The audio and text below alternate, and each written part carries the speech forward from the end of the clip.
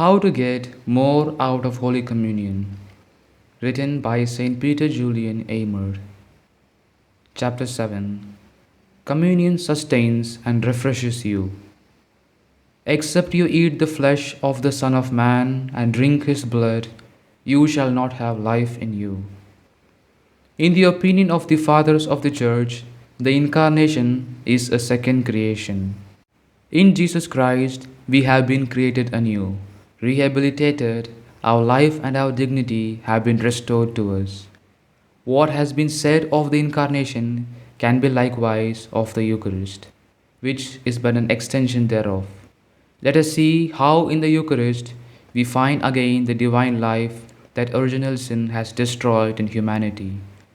Jesus Christ said, "Except you eat the flesh of the Son of Man and drink his blood, you shall not have life in you.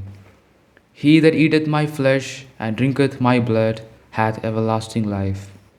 But does not baptism, which makes us children of God, give us this divine life? Does not the sacrament of penance restore it to us when we have had the misfortune to lose it by sin? What then is the meaning of these words that our Lord so solemnly emphasizes? Is there a contradiction that the Catholic doctrine?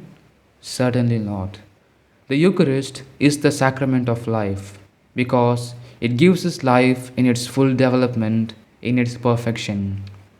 The day-old infant has life, doubtless, likewise the enfeebled person who is just recovering from an illness, but leave the former without care and the latter without the strengthening remedies of food and convalescence, and it will not be long before the one has lost the life that had hardly begun for him, and the other has relapsed into the worse condition than before.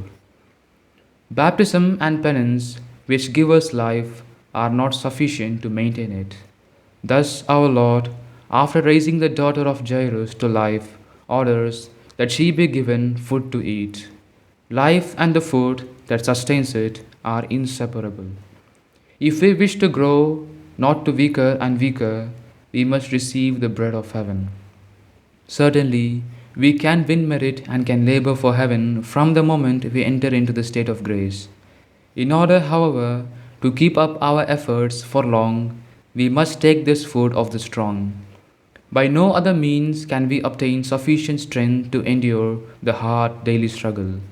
However good and necessary prayer is, it will weary you, and you will end by neglecting it unless you are supported in it by communion. In order to live the life of penance, in order to progress in this narrow and painful path of self-mortification, we need a divine impulsion, no other than the oft-renewed presence of Jesus Christ in our heart. The example of the anchorites living in the depths of the desert might seem to contradict this assertion, but you must know that they went every Sunday to their monastery to receive communion, and they needed it more than others if they were to progress in their holy calling. For I advance it as a principle that the more one desires to live a pure and holy life, the greater is one's need and the more urgent the obligation to receive communion frequently. Such a life calls for more sacrifice, and therefore one needs more strength. You have to work a great deal, then eat in proportion. Look upon communion simply as the source of your sustenance and strength. It is not an exalted and arduous act of virtue, nor is it offered to you as a recompense for your virtues. You must receive communion not because you are holy, but because you wish to become so. That is the rule. Go to communion because you are weak and overburdened by the labors of the Christian life. See how Jesus Christ calls you to communion. "Come to me, all you that labor and are burdened, and I will refresh you." If at time communion does not give us that rest and refreshment, it is because we make of it a different act of virtue. We exert ourselves to the utmost in it, making countless exhausting acts, in short, laboring when we should be taking repose and nourishment. Receive our Lord and be at peace. Why all this agitation? You do not go to a banquet of transact business. Enjoy the celestial food. Then, and since you are receiving the bread of angels, give yourself like the angels to the contemplation for a while.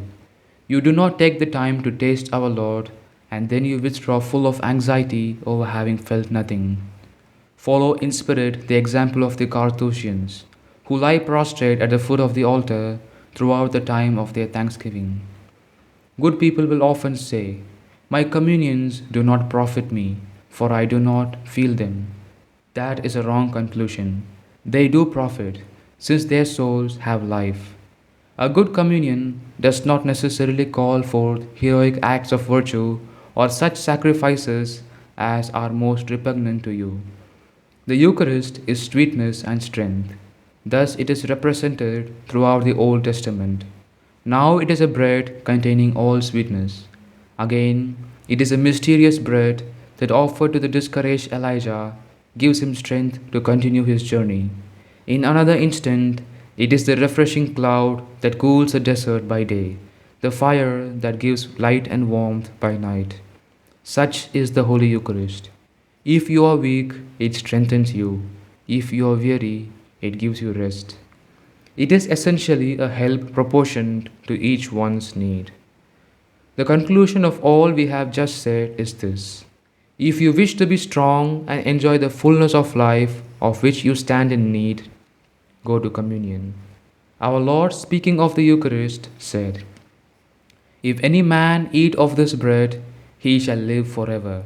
He will have an abundance of life, not a mere trickle, but the source, the river, the ocean of life, a life that is nourished by itself and is ours forever, provided we will receive it.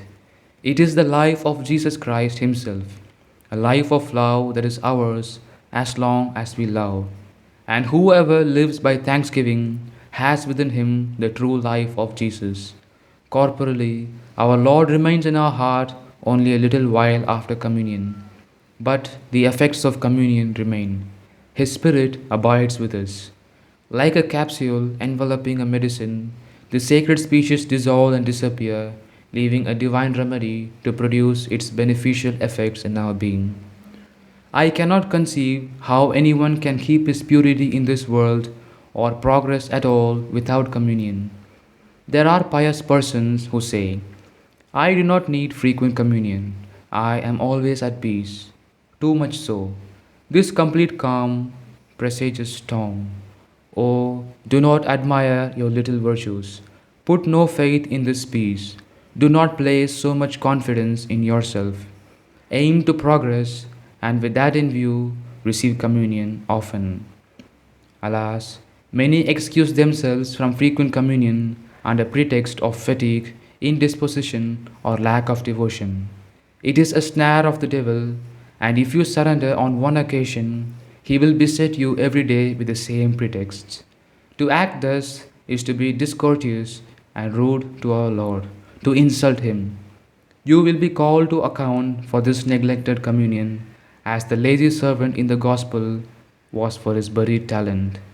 Come then, come to renew your strength often at the holy table, and may the powerful and active life you find there increase constantly within you until God transforms it into the life of eternal blessedness. Amen.